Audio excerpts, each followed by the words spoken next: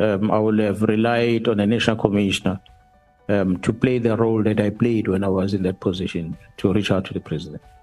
But do you think the president was aware that the PKTT is going to be dissolved? I cannot say that. If I listen to what he said in the recent media interview he did in Northern Cape, it makes me believe that he didn't know. When I met with him after my press briefing, he acted as a person who was not aware of what was happening. Do you know the relationship of President and Paul O'Sullivan? No, I don't know how related they are. I just don't know that Mr. Paul O'Sullivan speaks a lot about being in contact with many people, including the president. So I have not gone deeper into establishing the type of relationship they have. Does he have do you know of any relationship between him and one of the president's advisors? Mr. Paul O'Sullivan? No, not I know of. I know that there is a lot of talks about engagement, I think, with Mr. Chauke and amongst others. But again, it's something that it's communicated out there, but I never really got deeper to investigate the type of relationship that is there.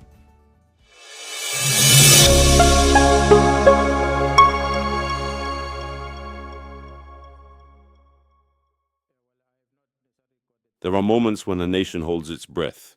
When truth doesn't walk through the front door, it sneaks in through whispers, files, and leaked conversations. He's got citizenship in 3 countries, and that makes me wonder. And he seems to have been a person who got angry when he was disturbed by being removed from the port of entry in South Africa, the main port of entry at the time, which was Johannesburg International Airport.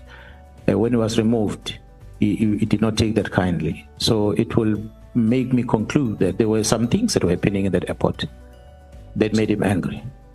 So we'll be correct to say Mr. Paul O'Sullivan is one of the rogue elements that are destabilizing SAPS and wanting to capture every senior police officer at SAPS, and if you don't cooperate, he start engaging in blackmailing activities.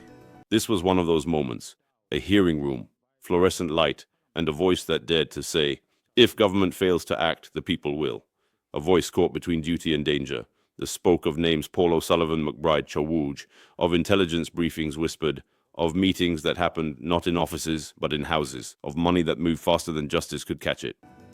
With no doubt, I'm going to invite the parliament through the structures of intelligence or structures of security and whoever structures you can come up with, to look at the time of Mr. Robert McBride Turner as the head of IPD. How they were interacting with Paul O'Sullivan.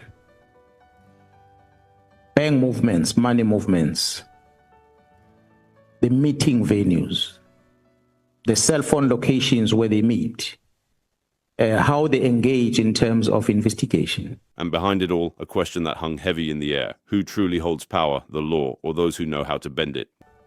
Who's now a chief of staff in the office of the minister. That operations of IPD were planned, coordinated, and executed at Paul O'Sullivan's house. That was his words to me. So I'm going to require that such be investigated in details, because the phone will put McBride in this place, will put Paul O'Sullivan in this place, will put Nkabinde in this place, and others. We heard about gadgets brought from Europe, about classified reports locked in ministerial drawers, and a chilling line, what gives you the right to classify something when you yourself have no security clearance? And that is on one side. And I'm interested to know, honorable members, as to who is the author of the report that was produced when the city of Johannesburg, as well as the national commissioner, wrote to the state security asking them about the legality or otherwise of the gadget that were bought by the city of Johannesburg. It wasn't just an accusation, it was an autopsy of authority. How systems meant to protect us can become shields for secrecy. There was talk of rogue elements, men who operate in the shadows, pulling strings in the police and silencing those who question their reach. And yet, in that same breath, we heard the weariness of those sworn to serve officials who admit they cannot act because the rot runs too deep. He spoke about drugs, the big five. The faceless cartels that bleed through communities, the spoke of murders dressed as accidents and of raids that turn into thefts from within the system itself. When a consignment worth 200 million rand disappears during load shedding, you begin to realize some darkness doesn't need a power cut to thrive, and so the line between crime and control blurs. When evidence is stored unguarded, when investigations are led from private homes, and when officials whisper, "We are helpless." Helpless, not because they lack evidence, but because truth has become too dangerous to hold. At one point the voice said, "If the system fails, the people will act." It sounded like warning and prophecy, because when citizens lose faith in institutions, they don't wait for justice, they start to make their own. Here on Sahai TV, we don't just ask what happened, we ask what it means. Behind every file, every statement, every silence lies a deeper question of who we trust to protect truth itself.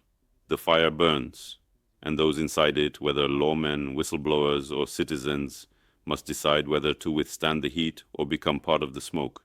This is Sahai, reflecting on power, truth, and the shadows between them. The men and women in this country, they're going to take it upon themselves to do something drastic on it. And it might not be what this government wants to do, because he has gone too deep in showing that he's got control all over. Don't forget to like, follow, subscribe, and share.